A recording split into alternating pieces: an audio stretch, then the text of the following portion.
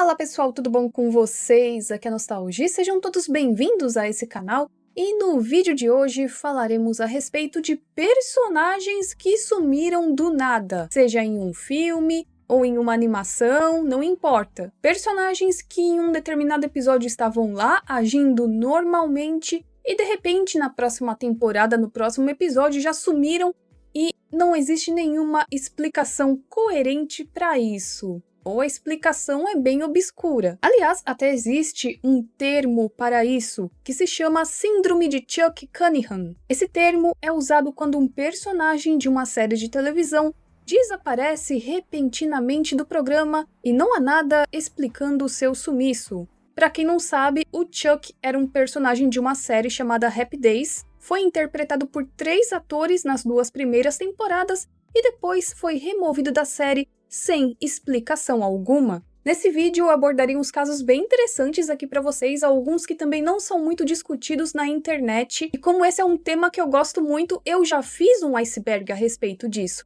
mas mais voltado para o Brasil, ou melhor, lá eu só falo de casos brasileiros. Para quem não conhece, é esse aqui que estará aparecendo para vocês, o link estará na descrição. Agora, sem mais enrolação, bora para o vídeo. Bora começar com um desenho bem nostálgico? Bora! Vamos falar de Animais do Bosque dos Vinténs. Quem se lembra desse desenho? Ou melhor, quem aqui chorou junto? Quem aqui ficou traumatizado com alguns episódios? Porque eu, hein? Era um episódio, o personagem tava lá, no próximo episódio ele já tava morto. E vida que segue. E quando um personagem ficava muito ferido, a gente já ficava, meu Deus, não morre, não vai morrer. Vocês sabiam que esse desenho na verdade conta com 3 temporadas? E a TV Cultura só exibiu 2. Essa tal terceira temporada, até onde eu pude ver, nunca chegou no Brasil, nunca foi dublada, nunca foi distribuída por aqui, por meios legais, né? Mas digamos que nós não perdemos muita coisa porque, olha, essa terceira temporada, simplesmente muita gente odeia. Sabe por quê? Mudaram os traços, mudaram o estilo de animação, ficou tudo muito diferente do que a gente gostava. Então, até que não foi tão ruim assim a gente não ter assistido essa temporada no Brasil. Na terceira temporada, os animais se estabelecem em um parque, mas então nós temos um vilão, que é um rato chamado Bully, e o seu exército, e os animais precisam proteger o seu novo lar. Resumindo bem, é isso. E a gente sabe que na primeira e na segunda temporada tem personagens muito marcantes, estejam eles vivos ou mortos. Mas digamos que algo muito inusitado aconteceu na terceira temporada, porque vários personagens marcantes desapareceram. Vocês lembram dos personagens principais, o raposo e a raposa, e eles tinham vários filhos. Pois bem, um dos filhos, eu me esqueci o nome dele na dublagem PTBR, mas em inglês é Friendly, simplesmente desapareceu da terceira temporada. Na verdade, ele aparece uma vez e pronto, sumiu, sem nenhuma explicação. Várias raposas da família do Cicatriz também sumiram sem explicações. Alguns acreditam que um dos motivos do filho da raposa ter sumido é que os produtores da série não gostaram dele e pediram que ele fosse retirado. Simples assim. Mas também poderiam dar uma explicação melhor, né? Não é que eles foram sequestrados ou mortos, pegos por algum caçador, nada disso. Simplesmente sumiu da história.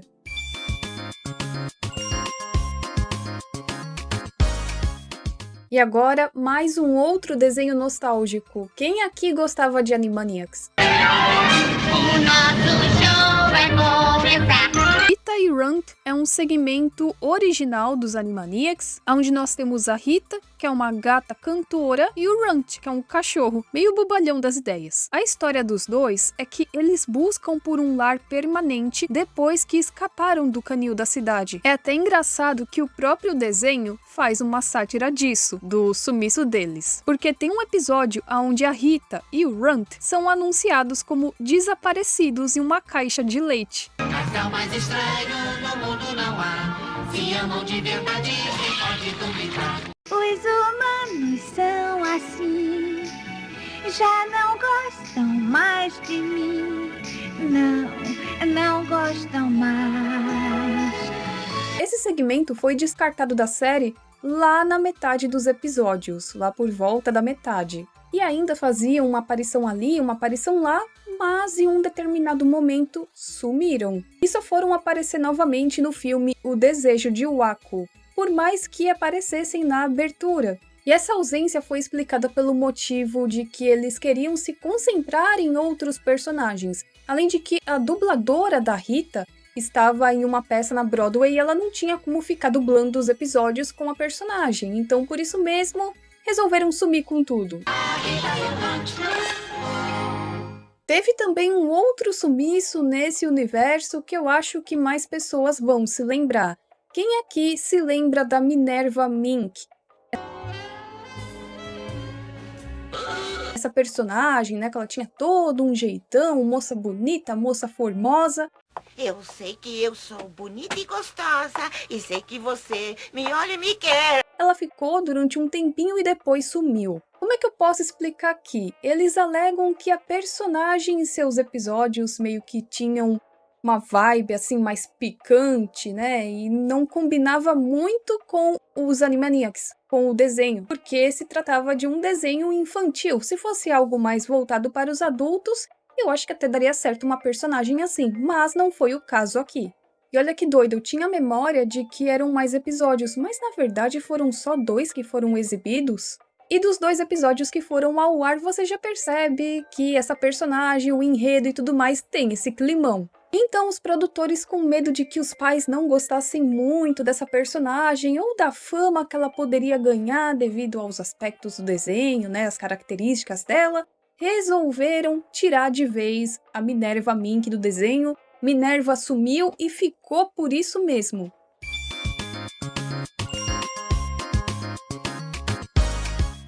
E bora falar de mais um desenho nostálgico, porque eu acho que quem aqui cresceu com TV Cultura também assistiu Arthur. Ô, DW! Oi! Quem se lembra do Arthur? Eu não sei se vocês se lembram, mas na primeira temporada, a DW, a irmã do Arthur, ela tem um sapo de estimação, que é o Toad. Mas depois de um tempo, o sapo simplesmente desaparece e fica por isso. E não tem nenhum episódio explicando o sumiço do sapo. Nem o fato da DW não saber mais onde está o seu sapinho de estimação, nada. Mas esse caso tem uma reviravolta, porque chegamos na 7ª temporada e quem está lá? O sapo.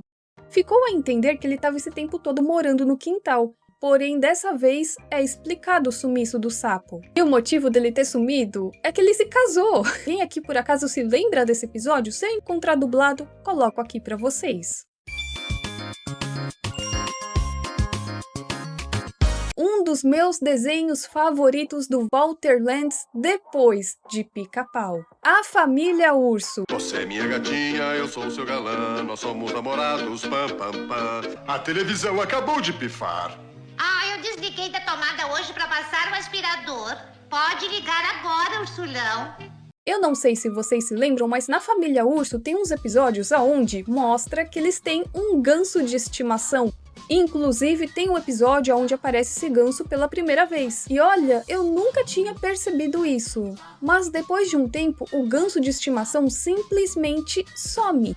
E a irmãzinha que aparecia mais nos episódios também deixa de aparecer. Eu sou sua querida esposa, Betty Beth. Temos um filho mocinho. Ele se chama Chu. Ele tem uma linda irmãzinha, Suzy Beth. E esse é o caçula da família, Goose Bear. E graças a Dona SBT, Dona Record, eu assisti incansavelmente Turma do Pica-Pau, então Conta Pica-Pau, Andy Panda, Família Urso. E eu nunca tinha notado isso. Que coisa, não?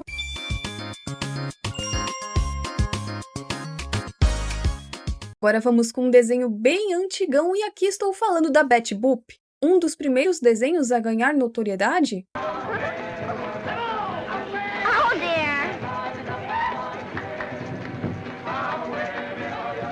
Nesse desenho da Betty Boop, nos episódios, tinha o cachorro Bimbo. Nos primeiros curtas, o Bimbo deveria ser o namorado de Betty Boop, mas por volta de 1934, o Hays Office se opôs a um relacionamento interespécies, porque o Bimbo era um cachorro e a Betty era uma humana. Mas vocês sabiam que a primeira vez que a Betty Boop apareceu, ela não era exatamente uma humana, e sim uma poodle?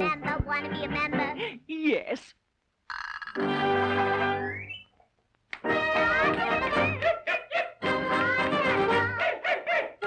Para quem não sabe, o Código Hays, também conhecido como Código de Produção de Cinema, foi um conjunto de normas morais que era para ser aplicado nos filmes lançados nos Estados Unidos entre a década de 30 até mais ou menos o final dos anos 60. O intuito disso era deixar os filmes mais politicamente corretos, mais family friend. E depois disso, meus amigos, ele nunca mais foi visto na série. –